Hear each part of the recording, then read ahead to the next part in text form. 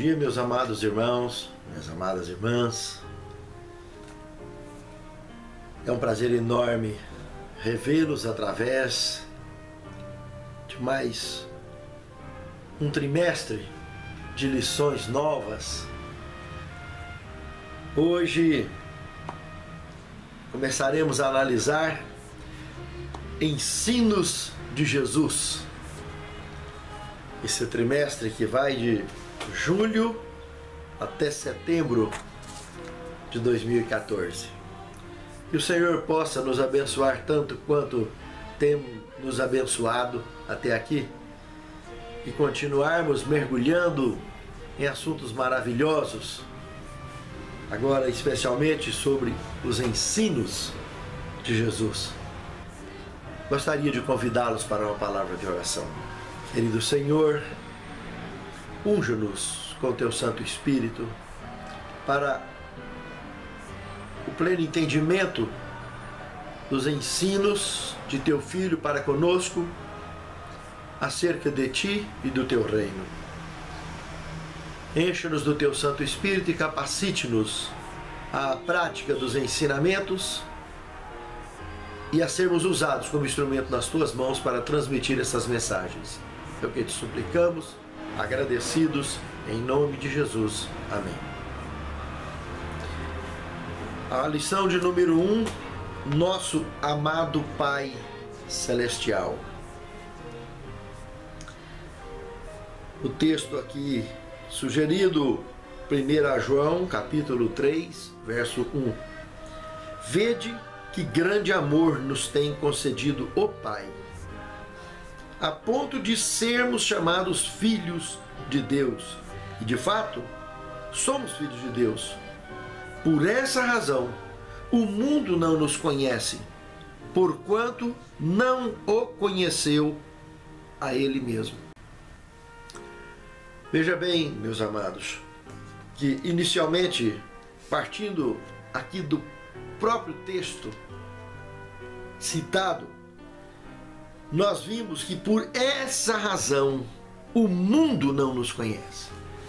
Quer dizer, a partir do momento que comungamos verdadeiramente com o Pai, nos tornamos um, assim como Cristo se tornou um com Ele. E são palavras que fazem parte da confissão e revelação do próprio Filho de Deus, tanto para o Pai, orando ao Pai, como deixando escrito esse testemunho para nós, como nós conhecemos. E quando nos tornamos um com Ele, imediatamente deixamos de fazer parte desse mundo, nos tornamos apenas peregrinos,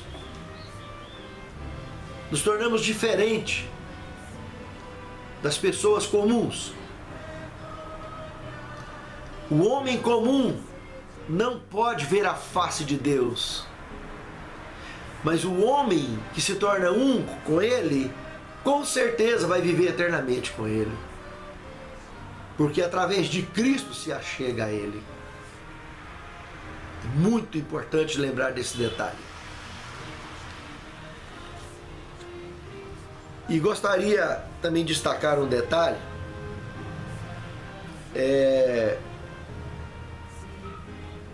Deus, tanto o Pai, quanto o Filho, quanto o Espírito Santo, são Deus. Fazem parte desse projeto familiar divino que chamamos de Deus.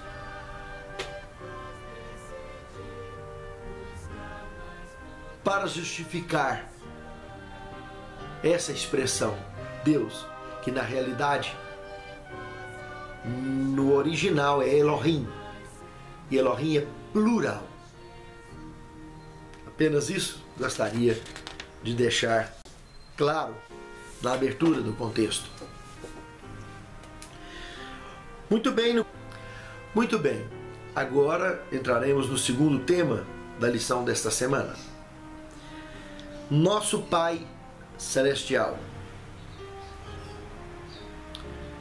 Observe que já alguns textos do Antigo Testamento, já trabalhava com essa expressão de Pai Celestial. Aqui vemos, por exemplo, Isaías capítulo 63, o verso 16, onde ele expressa: Tu és nosso Pai, e Redentor é o teu nome, que nós sabemos que é Yahweh, desde a antiguidade. Ali em Isaías também 64, verso 8, ele comenta que ele é o Pai, nós somos o barro e aquele Pai é um oleiro que nos molda. Quando nos projetamos agora para Mateus, capítulo 7, verso 9 a 11, Jesus faz uma ilustração muito interessante, que se nós, que somos maus de natureza, sabemos dar boas coisas aos nossos filhos, imagine o nosso Pai Celeste. Ele ainda ilustra com dois tipos de alimento, pão e peixe. Qual é o filho que, ao lhe pedir pão, você vai dar pedra? E qual é o filho que te pedirá peixe e você vai dar uma cobra?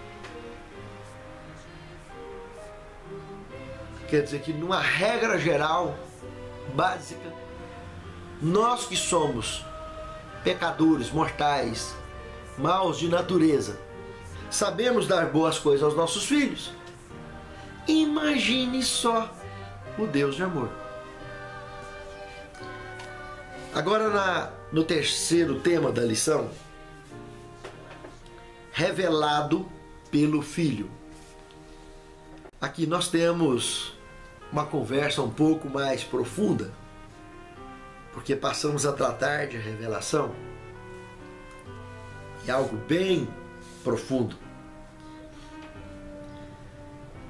Foi citado no primeiro parágrafo do manual apenas uma parte do verso 18 de João 1. Desta maneira, não fica bem objetivo o contexto, o sentido do texto. Apenas ali temos que ninguém jamais viu a Deus.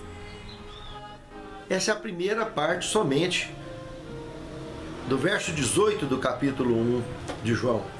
O texto todo, continuando a leitura, diz: o Deus unigênito. Então ninguém jamais viu a Deus. O Deus unigênito. Viu de quem está falando? O Deus unigênito que está no seio do Pai é quem o revelou. Observem, ninguém jamais viu a Deus, o Deus unigênito. Não está se referindo ao Pai, está se referindo ao Filho. Mas em que estado? Unigênito, que está onde? No peito do Pai. De que é o tratamento da questão aqui? Aqui nós estamos falando de atributo da onisciência, do projeto único de espécie, único da espécie, que ninguém, nem no céu, nem na terra, nem em lugar nenhum até naquele momento tinha visto. Porque esse unigênito só ia completar a sua missão como tal após a glorificação da ressurreição. Aí o mundo e o universo conheceria o Cordeiro de Deus, que eliminaria, que morreria a morte eterna, o único da espécie, que fruto do amor de Deus, Deus amou o mundo de tal maneira que deu seu unigênito, único da espécie, que estava no seio dele, que ele ainda ia chorar pela morte dele, de ele ter derramado esse sangue para salvar os seres caídos. É isso que o contexto todo está falando. E com relação a ver ou não ver Deus, nós entraremos em mais detalhes. O que dizer? De Isaías capítulo 6, verso 5. O que está dizendo ali? O profeta está dizendo: eu estou perdido, porque meus olhos viram o Rei, o Senhor dos Exércitos. Ele destaca esse então, que muitos pensam que ninguém viu, o Deus Pai, vamos dizer então assim. O profeta Isaías está chamando ele de Senhor dos Exércitos e dizendo que os meus olhos viram o Senhor dos Exércitos. E se lermos o contexto todo, dá bem para entender que realmente ele viu. E aonde normalmente existe o texto, aqui no próprio manual, dentro do primeiro parágrafo, 33:20, que é onde vem a maior base para se afirmar então que ninguém viu a Deus, que ninguém pode ver a Deus. Então vamos analisar esse conteúdo temático. E para analisar o conteúdo todo, vamos analisar entre o verso 18 ao 23 do capítulo 33 de Êxodo. O verso 18 então: rogo-te que me mostres a tua glória. Começa por aí, Moisés rogando a Deus para que ele pudesse ver a glória dele. Observe no verso 19 como temos aí uma ampla aplicação sobre a resposta de Deus. Primeiro ponto: eu farei passar toda a minha bondade diante de ti. Primeiro ponto: toda a minha bondade. Segundo ponto: proclamarei, falarei o nome do Senhor. Observe essas orientações. Terceiro ponto: terei misericórdia de quem eu tiver misericórdia.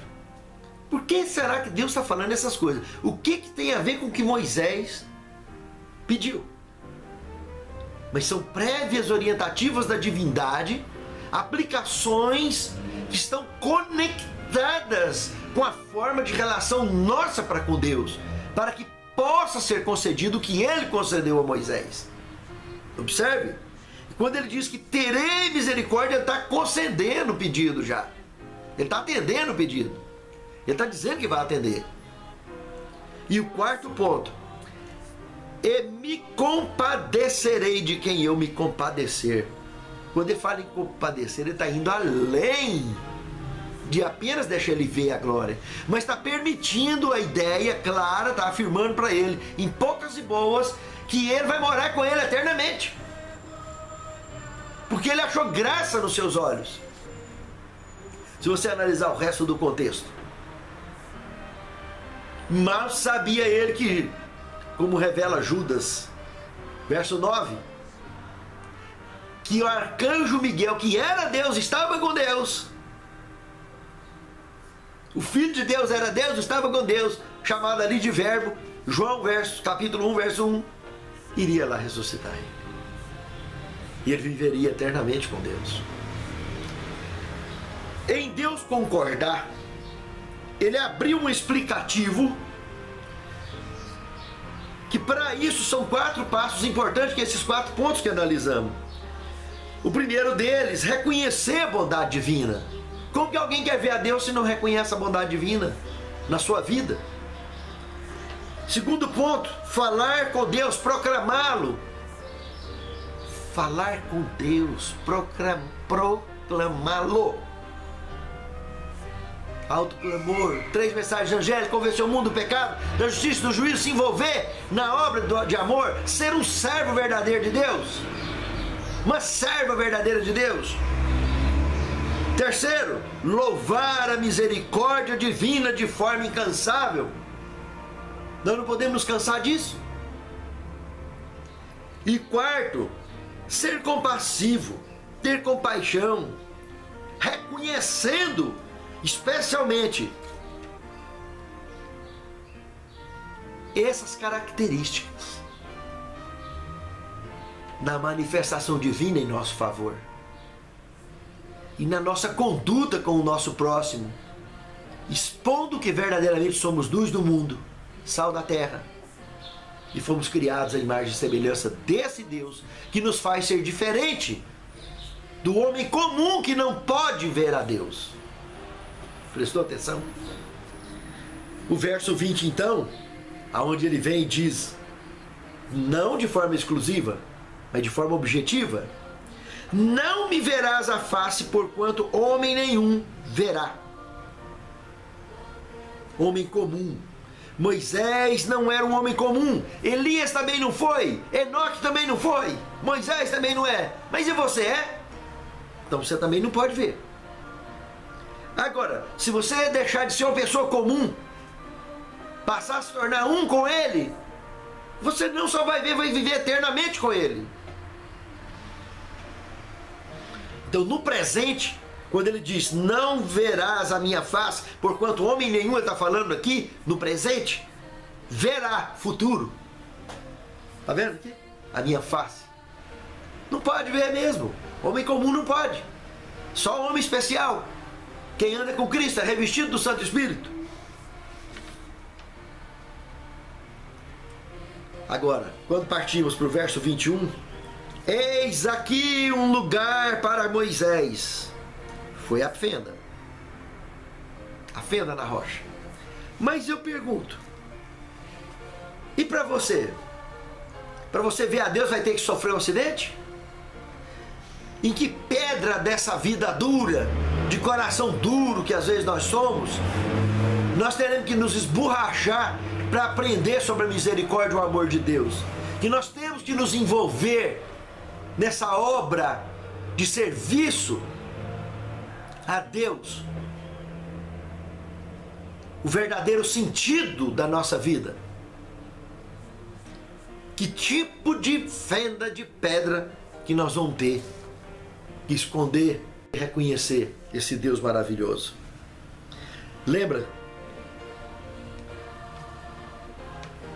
A fenda rochosa para perceber a Deus. Lembra que Cristo é a rocha viva que os edificadores rejeitaram. Moisés entrou nessa fenda, nessa rocha viva, e viveu eternamente com ele, porque foi ressuscitado e foi embora para o céu. O Cristo, aquele que era a rocha viva, se fez carne, aquele verbo habitou entre nós. Um dia morreu, o único ser, Apocalipse 1:5, que morreu a morte eterna, foi sepultado dentro de uma rocha, dentro da fenda de uma rocha. Foi ressuscitado ao terceiro dia, pagou o preço da redenção, do nosso resgate. Moisés, que tinha entrado naquela fenda, já tinha vindo visitar Jesus, juntamente com Elias.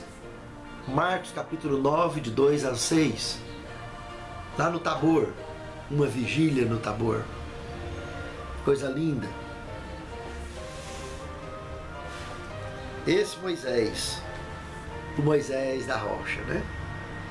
Do verso 21 ao 23, a história da rocha, fenda e visão. Primeiro ponto, o santuário, naquele momento dessa visão, ainda não estava pronto, porque quando ele ficasse pronto, olha o que diz Êxodo 25, verso 21 ao 22. As tábuas que eu te darei, que ali ele ia escrever ainda, você vai colocar dentro da arca do testemunho. De onde? Acima dela? Eu estarei presente, Shekinah, presença do Deus vivo.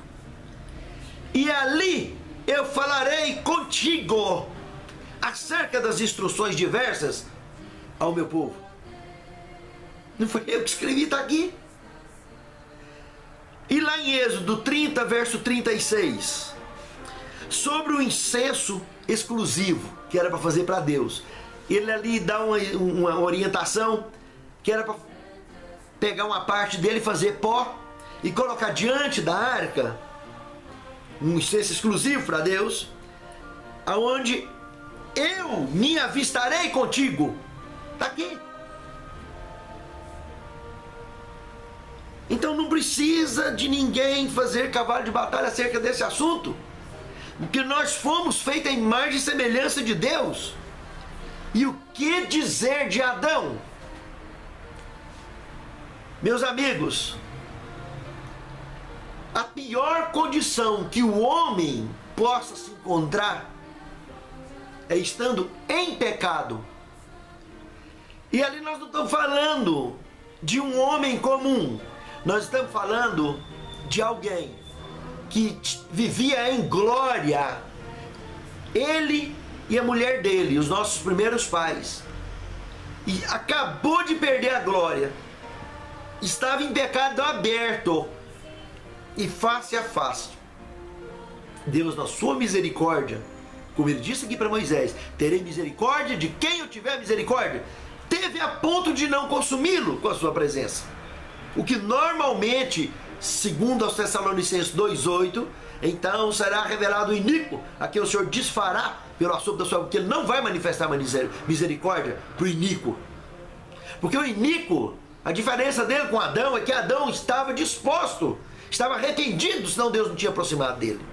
E estava arrependido, estava disposto a deixar de viver a vida de pecado, estava disposto a recuperar-se. Mas o iníquo não tem recuperação. E Deus vai derramar sua taça sem mistura sobre ele. Viu a diferença? Então Deus teve misericórdia de Adão e não consumiu Adão. Deu todas as instruções a Adão e Eva no Éden, face a face, cara a cara, e colocou eles para fora. Então, se nós nos aproximarmos e nos tornarmos um com Ele, como Ele vai nos consumir, nós podemos não só ver, mas viver eternamente com Ele. Porque a misericórdia dEle é para isso que Ele amou o mundo de tal maneira. O quarto tema: o amor de nosso Pai Celestial. Meus amados, se analisarmos João, capítulo 3, versos 16 e 17, não tem como ter dúvida da suprema demonstração do amor de Deus para conosco. Ali é uma resposta ao porquê da redenção em prol da raça caída. Isso revelado a Nicodemos, o mestre, o sábio, e a mim e a você. Seja leigo, seja sábio, seja comum ou especial. Porque Deus amou o mundo de tal maneira que deu o seu Filho unigênito, único da espécie, para que todo aquele que nele crê não pereça, mas tenha vida eterna.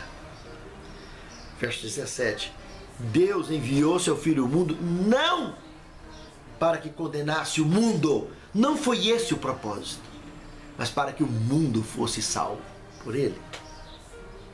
Por isso que aquele sopro que vai consumir o iníquo vai consumir aquele que prefere insistir na iniquidade, na mentira. Mas quem quer se aproximar da graça, quer ficar debaixo da graça e quer viver eternamente debaixo da graça, vai abandonar a iniquidade. Como Adão saiu do jardim perdendo tudo e disposto a dar tudo para recuperar o que perdeu. E amanhã ele vai ressuscitar entre os salvos. Ele e Eva, os nossos primeiros pais, não perderam a salvação. Vão ressuscitar. Mas e eu e você? O que estamos fazendo? Estamos aceitando e andando e caminhando como Adão e Eva fizeram? Pense nisso. Quinto tema: o compassivo cuidado de nosso Pai Celestial. interessante. Se analisarmos Mateus 6, de 25 a 34, uma pergunta feita por Cristo dentro das orientações acerca das solicitudes da vida.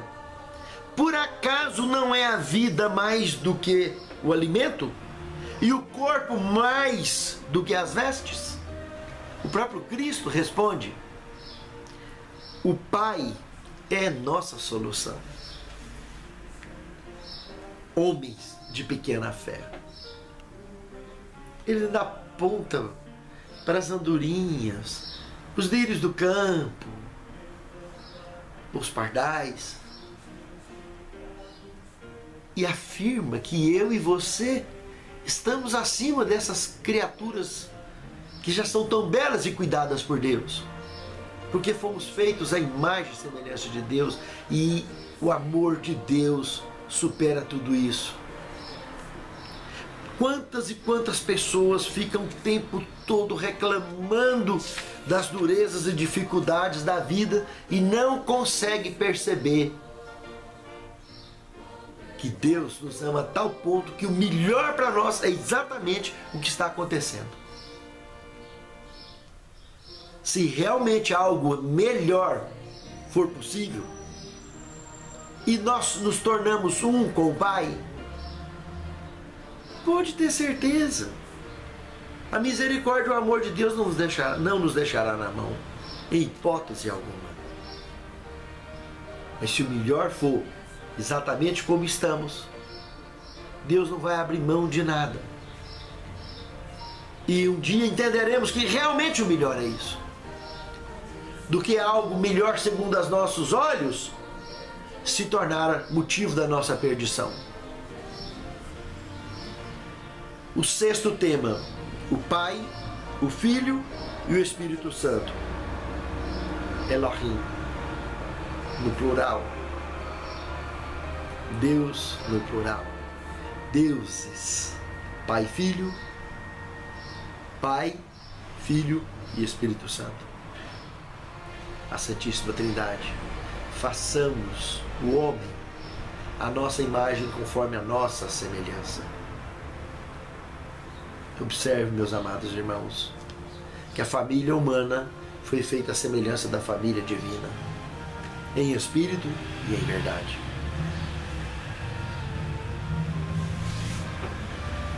Colossenses 2:2 chama Cristo do mistério de Deus. E na verdade, o que mais Paulo estava dizendo ali? Para que o coração deles seja confortado e vinculado juntamente em amor, e eles tenham toda a riqueza de forte convicção do entendimento, para compreenderem plenamente o mistério de Deus em Cristo. Qual é o mistério de Deus em Cristo? A não ser que esse unigênito que estava no peito do Pai fosse revelado, manifesto, morto e ressurreto em prol de mim e de você. Morreu a morte eterna, ressuscitou pagando a nossa conta, e podemos simplesmente aceitá-lo e sermos salvos, termos a conta quitada, porque ele já pagou. Na realidade, não precisa muito esforço para entender isso. Precisa sim. Para quem está disposto a buscar salvação com as próprias mãos, está perdido. Letalmente perdido. Mas Pai, Filho e Espírito Santo, nós vimos ele no nascimento de Cristo. Lucas 1, 26 ao 35. Nós vimos no batismo, Lucas 3, 21 e 22. E na redenção, na crucifixão, olha o que Hebreus 9, 14 comenta: muito mais o sangue de Cristo, que pelo Espírito eterno de Deus, o Espírito Santo, assim mesmo se ofereceu. Olha o que ele falou lá em João 1, 18: o unigênito do Pai que está no seio, né? Que ninguém jamais o viu, até naquele momento, né? Sem mácula a Deus, purificará a nossa consciência de obras mortas, né? que não é nada mais nada menos do que obras mortas, a salvação por próprias mãos, né? Mas para servirmos ao Deus vivo, a Santíssima Trindade está envolvido com isso, com a missão do Pai, com a missão do Filho, com a missão do Espírito Santo, que é o que nos resta hoje, convencer o mundo do pecado, da justiça e do juízo. Isso é obra missionária, meus amados irmãos. É envolvimento missionário, porque o Espírito Santo que desceu em forma de línguas de fogo, juntamente com o ministério redentivo de Cristo através do Calvário, é suficiente para olharmos e entendermos que Ele é o motivo pelo qual devemos anunciar a obra de salvação ao mundo.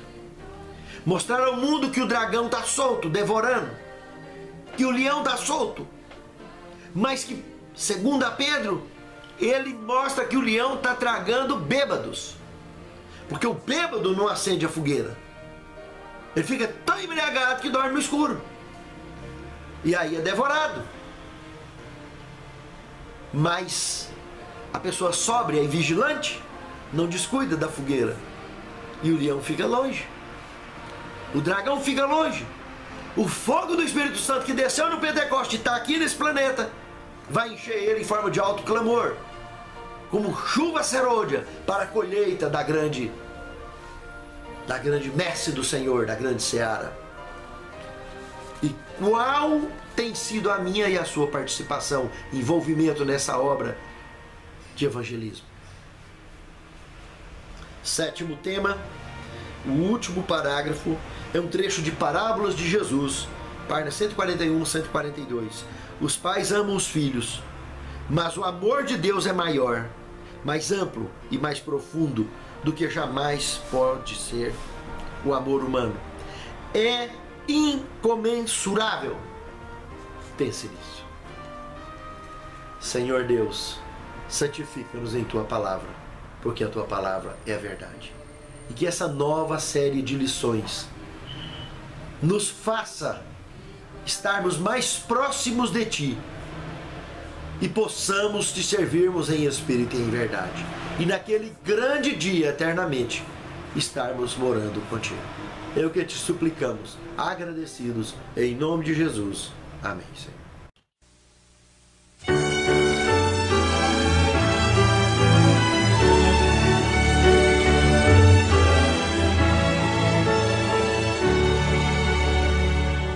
Deus sempre me ama, com amor me chama e assim me inflama do mesmo amor.